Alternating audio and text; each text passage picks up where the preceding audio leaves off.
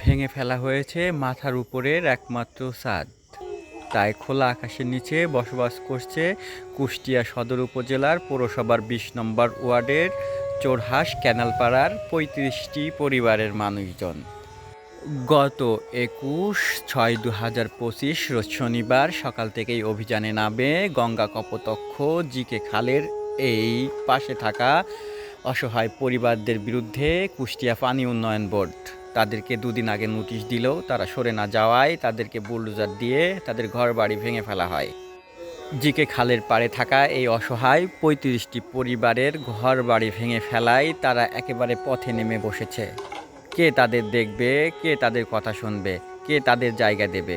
কেউ বা দীর্ঘ ৪০ বছর, কেউ বা ৫০ বছর ধরে এভাবেই বসবাস করে আসছিল। হঠাৎ করে তাদের মাথার উপরকার ছাদ খসে পড়ায় তারা ভেঙে পড়েছে।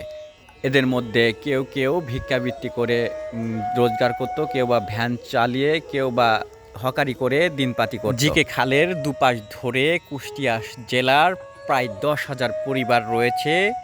তাদের মধ্যে কেন মাত্র ৩৫টি ঘর বাড়ি ভাঙা হয়েছে এমনও দাবি উঠেছে এই ভুক্তভোগী পরিবারগুলোর মধ্য থেকে। আমাদের দেখেন কি অসহায় করেছে, কারণ এখানে এতদিন ধরে শেখ হাসিনা সরকার ছিল, বিএনপি সরকার ছিল, তখন এরশাদ সরকার ছিল। সেই আমল থেকে আমরা এখানে এতদিন আমাদের উপরে এরকম টর্চারিং আসেনি, এরকম কেউ ভেঙে দেয়নি। তারপরে যদি আমাদের কথা সরকারি জমিতে আমরা আসি, আমাদের টাকা নাই, জমি নাই, বাড়ি নাই বলে আমরা সরকারি জমির উপরে আসি। আমরা সরকারি রাস্তা বন্ধ করছি না, আমরা ক্যানেলের ক্ষতি করছি না, আমরা যে জায়গা সরকারের প্রয়োজন না আমরা সেই জায়গায় বাস করছি। সরকারি তো ক্যানাল, ঈদগাহ আছে, সামনে বিটিসি আছে, এসব জায়গায় তো কেউ যায় নাই করতে। আর এখানে প্রায় ১০,০০০ পরিবার আছে। ১০,০০০ পরিবারের ভিতরে এখানকার কিছু মাতা ঘুষখোর যারা আওয়ামী লীগের দালাল, তারা টাকা খায়ে আমাদের এই ৩৫টা ঘর দেখেন কি অবস্থা করেছে। আমরা রাত থেকে আমাদের খাওয়া নেই, ঘুম নেই, আমরা এখন রাস্তায় বসে আছি। আমরা কোথায় যাব? এই নিউজ সরকার এসে আওয়ামী লীগের দালালরা আমাদের এটা করেছে। তারা টাকা খাইয়ে আমাদের এই ৩৫টা ঘর ষড়যন্ত্রকে তুলে দিয়েছে। এখন আমরা কোথায় যাব? ইউনূস সরকারের কাছে আমাদের দাবি যে আমাদের এই ব্যবস্থা যেন উনি দ্রুত নেয়, আর যারা ঘুষ খাইছে তাদের বিরুদ্ধেও যেন ইউনূস সরকার ব্যবস্থা নেয়। আমরা এখন যাব কোথায়? আমাদের এই ব্যবস্থা তাদের করতে হবে, আর আমরা এখানে মরে যাব তো এখান থেকে উঠবো না।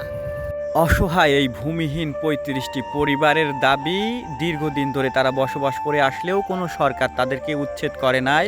কিন্তু ইউনূস সরকার আসার পরে জয়নক হাজী সাহেব এখানে জায়গা ক্রয় করে ফ্যাক্টরি করার নিমিত্তে বিভিন্ন সময় হুমকি ধামকি দিয়ে তাদেরকে উচ্ছেদ করার চেষ্টা করে। এক পর্যায়ে পানি উন্নয়ন বোর্ড কর্তৃপক্ষের সঙ্গে আঁতাত করে তাদেরকে উচ্ছেদ করে এবং সেই উচ্ছেদ অভিযানে সফল হন। ভুক্তভোগীদের তথ্যমতে এই জিকে খালে প্রায় ১০,০০০ পরিবার বসবাস করে আসছে দীর্ঘদিন ধরে। কিন্তু শুধুমাত্র তাদের ৩৫টি পরিবারের ঘর বাড়ি কেন উচ্ছেদ করা হলো? এখানে জিকে খালের ধারে রয়েছে ব্রিটিশ আমেরিকান টোবাকোর সহ বিভিন্ন প্রতিষ্ঠানের প্রাচীর। সেগুলো না ভেঙে আমাদের ঘর বাড়ি কেন ভাঙা হচ্ছে এমন দাবি উঠেছে। বলেন কত বছর হতে পারে? আমার দাদাদের বয়স চলে গেছে, তারপরে আমার মায়েদের বয়সও চলছে, তারপরে আমরা রয়েছি। তার নাতিপুতি ৫০-৬০ বছর হতে পারে। ৫০-৬০ বছরের মধ্যে এই প্রথমবার আপনাদের কি উচ্ছেদ করা হলো? প্রথমবার আমাদের কি করব?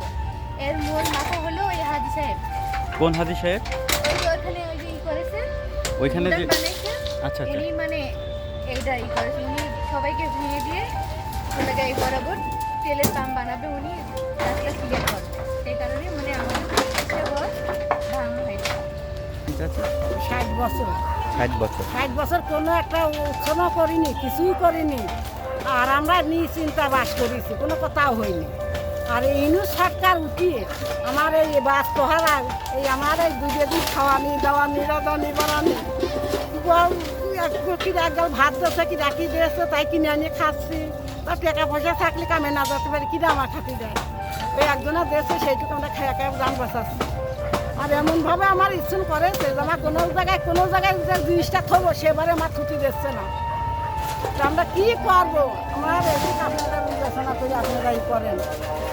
আর এত কাজ যদি আমার যদি রুটিস দিত যে আমরা রুটিসের মাধ্যমে আমরা উঠে যাবো তাও দিইনি দিয়েছে পরশু দিন দিয়েছে কাল মাইকিং করেছে পরশু দিন আগের দিন দিয়েছে কাল মাইকিং করেছে সাথে তুলে দিয়েছে আর করার পরে আমার এই কামটা হয় আর ফ্যাক্টরি মানে এই পিছনে ফ্যাক্টরি হচ্ছে? কোনো ফ্যাক্টরি আছে ফ্যাক্টরি কে করতেছে? ওই যে কাইসার হাতে। কাইসার হাজি। হ্যাঁ। কাইসার হাজি ফ্যাক্টরি করার পর থেকে এই সমস্যাটা এই সমস্যা দেখা হচ্ছে, তাছাড়া আমার এত কাজ সমস্যা ছিল না। কোথায় গিয়ে দাঁড়াবে ঘরহীন ভূমিহীন অসহায় ৩৫টি পরিবারের শিশু সন্তান সহ শতাধিক মানুষ? তাই কুষ্টিয়া জেলা প্রশাসনের কাছে অনুরোধ তাদের সর্বাত্মক সহযোগিতার হাত বাড়ানোর।